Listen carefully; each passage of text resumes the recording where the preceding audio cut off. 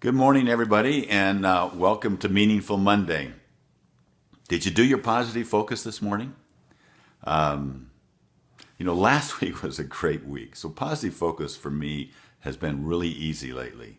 And sometimes it's tougher than others, and sometimes I have to stretch. But I love waking up and seeing my rock sitting on my wallet. And as I look at it and I actually reflect upon the day and what's coming ahead, the first question I ask myself is, can I be the answer to someone's prayer today?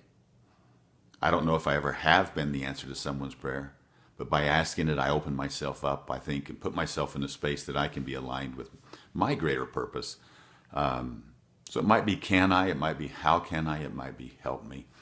But that's the way I start. And then I ask, what is my day going to be like? Who am I going to meet? What do I know about them? What do I appreciate about them? Who will I be serving today? What do I want them to know? How do I want them to feel? And that's the way I start. That's part of my PMED that I explained last week. May I share with you this last week? What a spectacular week it was for us. It started off that we went to a little town called San Angelo, Texas. And we were invited there by a colleague, Cliff Morgan, just an amazing man and his partner, that had brought together a group of families that were experiencing the challenges of building great financial wealth and material wealth. It might be land. They may not have felt like they're financially rich, but certainly they were building up great amounts of wealth, but who were deeply interested in how can we transfer those things that matter most to future generations. And, I walked away with the power of stories. Stories like the Cattle Guard. I'm giving you just the name titles, but these are stories that came out throughout the time that we were there. And these stories learn to serve generations to come. They outlive us. And we don't do a good enough time capturing those things that matter most within families. And so that's what I took away from there. We left that town with fond memories and great friends and the opportunity to work together in the future and fully inspired by that experience. And we went to Hico, Texas, to a resort called Rough Creek Lodge.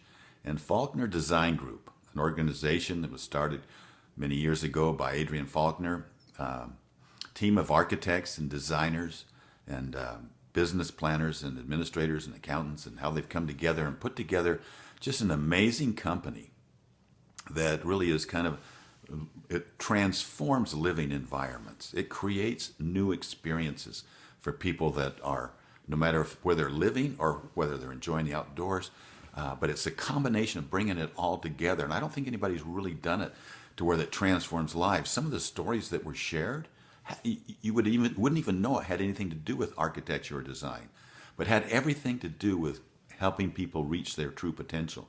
It just so happens that they choose architecture and design to do so.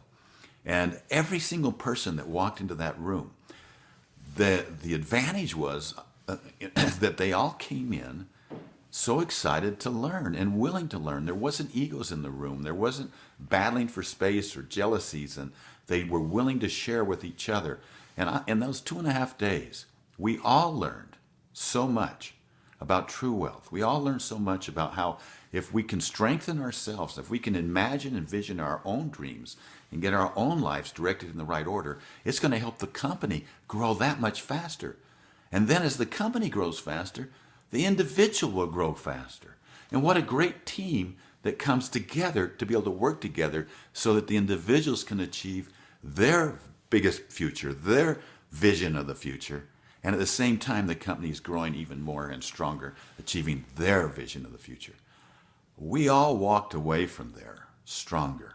I was delighted to have Lori fly in on Wednesday night and meet us in Dallas. We drove to Hico the next morning, and to have her presence there with me was inspiring.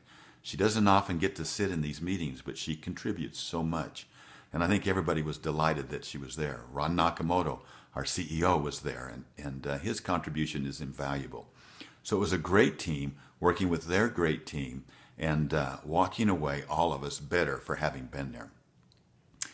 Yet, we were a little bit nervous at the end because my wife is a huge Seahawk fan. And So there was threats of ice. There were 600 flights canceled that we heard about as we were driving to the airport. And I promised her that I would have her home so she could be here for our family Super Bowl party, and to be able to celebrate watching the Seahawks play. And so thank goodness the flight was on time, and thank goodness we got here, and thank goodness she got to watch the game. Neighbors probably complained because of all our yelling and screaming. However, I'm in for a great year. That's the thing that I'm excited about, because it's gonna take her a long time for this one to wear off. So that was the cap on the week, and just what a marvelous week. The thought I'd like to leave you with on this meaningful Monday comes from John Wooden, and it comes from an experience that I had from Coach Wooden, parts of which have completely changed the way that I think. Parts of which, the experiences that you have make us, if we allow them to do so.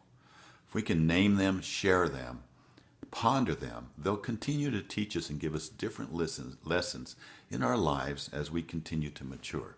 As we continue to have more experiences, it brings more context into the experiences that we save and name and brand. Well, this is his 7-point creed. That's all I remember it by, the 7-point creed from John Wooden, Coach Wooden. And he shared with me this several times, but one time in particular, he pulled it out and was very contemplative, and he walked me through each one, and he went deep in each one. For the purposes of today, I'm just going to share with you that 7-point creed. I'm going to tell you how I remember them, and see if we can't allow you to kind of come up with a way to remember them as well. So the first one has to deal with one, and yourself. So be true to yourself. So one is myself, be true to myself. 2 has to do with Tuesday. Make each day, so Tuesday, make each day your masterpiece. 3, now we have others added. So 3 is the shortest one of all, just says help others. 4 is drink deeply from good books daily, especially the Bible.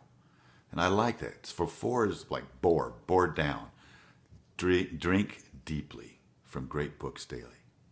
5 is now you've got a lot of friends. You're all together. So I like it this way. So make friendship a fine art. 6 then becomes my hammer. And my hammer is I'm going to build. So build a shelter for a rainy day. Better to prepare than it is to repair. Prepare better than repair. So build a shelter for a rainy day. And then finally, 7, the last one of all, and probably the most important one of all, is pray for guidance and give thanks for your blessings every day. So it's my prayer that you'll pray for guidance, that you'll pray and express gratitude, that you'll express gratitude to everybody that you come into contact with, that you'll remember to have your positive focus, be the leaders that you can become. And one of the greatest definitions that I know of from Coach John Wooden is his definition of success. And success to him, success and to me, and I think to you, success is the peace of mind that comes from the self-assurance of knowing that you've done the very best you can do to become the very best you can be. Have a positive week, have a meaningful week, express gratitude, and live in gratitude. I'll talk to you next Monday.